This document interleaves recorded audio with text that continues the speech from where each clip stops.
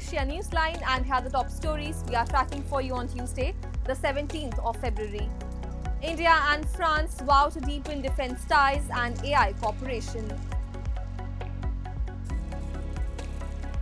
Imran Khan's eye health sparks political row in Pakistan. And Tariq Rahman takes oath as Bangladesh PM.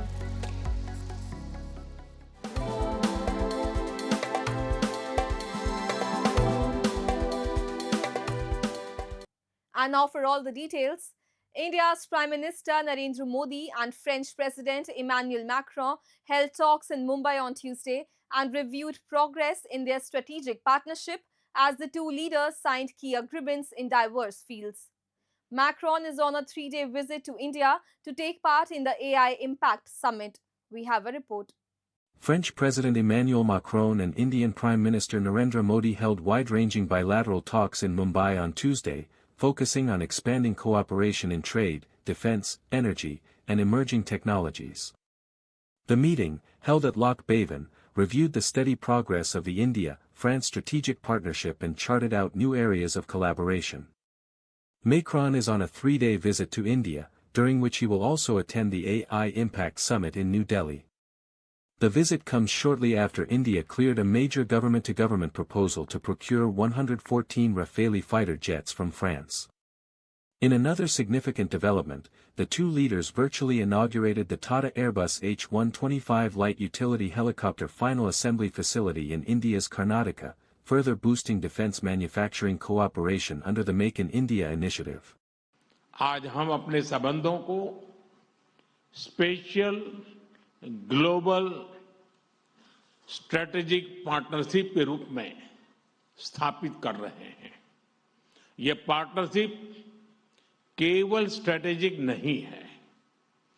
आज के उथल-पुथल से भरे युग में यह ग्लोबल स्टेबिलिटी और ग्लोबल प्रोग्रेस की पार्टनरशिप है।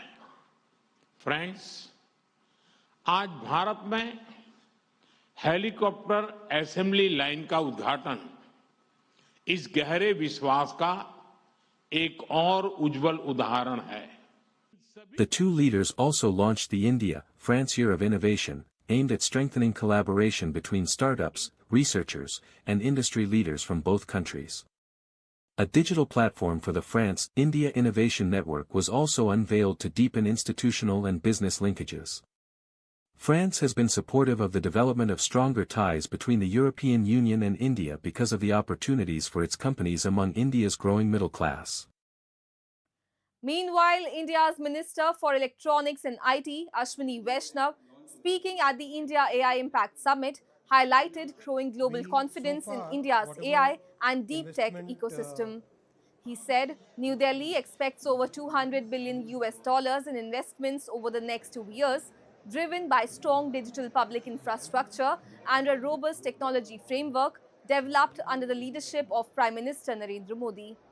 The minister emphasized that India's digital public infrastructure has created a scalable and inclusive model for technology adoption. Addressing concerns around deepfakes, he called for stronger regulation, warning that the threat is expanding rapidly. PM Modi inaugurated the 5-day AI Impact Summit in New Delhi, describing it as a first-of-its-kind platform in the Global South. The event brings together global leaders, industry executives, innovators, policymakers, and researchers to deliberate on critical issues including job disruption, child safety, startup growth, AI's transformative potential, and coordinated global action for responsible development. बहुत दो तरह का interest है। सबसे पहला interest है investment का, करीब $200 बिलियन से ज़्यादा इन्वेस्टमेंट की एक्सपेक्टेशन है ओवर नेक्स्ट 2 इयर्स, और वीसी डीप टेक में फंडिंग का बहुत बड़ा इंटरेस्ट है। और तीसरा जो भारत की इनोवेटिवनेस है और जो भारत का डिजिटल पब्लिक इंफ्रास्ट्रक्चर है, उसके कारण, डिजिटल पब्लिक इंफ्रास्ट्रक्चर के कारण देश में एक बहुत अच्छा माननीय प्रधानमंत्री जी के नेतृत्व में एक टेक्नोलॉजी का फ्रेमवर्क बन चुका है। उस फ्रेमवर्क के कारण भारत में एआई के डिफ्यूजन को और तेजी से आगे बढ़ाया जा सकता है। Moving on, Pakistan's Prime Minister Shehbaz Sharif met Austrian Chancellor Christian Stocker in Vienna on Monday, with both sides agreeing to further strengthen bilateral ties across trade, investment and economic cooperation. The visit, the first by a Pakistani premier to Austria since 1992, coincides with the 70th anniversary of diplomatic relations between the two countries. The two leaders reaffirmed their commitment to expand collaboration in tourism, education, IT, healthcare and human resource mobility. Sharif also addressed the Pakistan-Austria High-Level Business Roundtable, stressing that Pakistan was working with European partners to curb illegal immigration and would meet Austria's demand for internationally certified skilled labor. Sharif is also expected to meet with the leadership of the International Atomic Energy Agency, the UN Office of Drugs and Crime and the UN Industrial Development Organization to deepen cooperation in peaceful nuclear energy, counter-narcotics and crime control.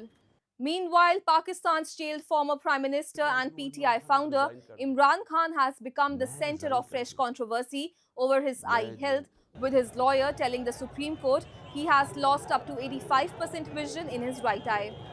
The claim contrasts with the medical board report issued after his examination at Adiala jail on Sunday. The two-member board found unaided vision of 6/24 in the right eye and 6/9 in the left, improving to 6/9 partial in the right eye and 6/6 in the left with glasses. The PTI has demanded unrestricted access to Imran Khan's personal physicians, while the government maintains there is no cause for alarm. 73-year-old Imran Khan has been in jail since August 2023, serving a 14-year sentence on corruption charges. One of dozens cases he says were made up in order for the army to keep him out of politics. The military, however, denies the charge. The party, which had faced a crackdown after Imran Khan's May 2023 arrest, sparked nationwide protest against the military and emerged as the single biggest in 2024 election. But it said rigging robbed it of more seats to help other parties form a coalition government under Prime Minister Shehbaz Sharif, accusations that Sharif and his allies deny.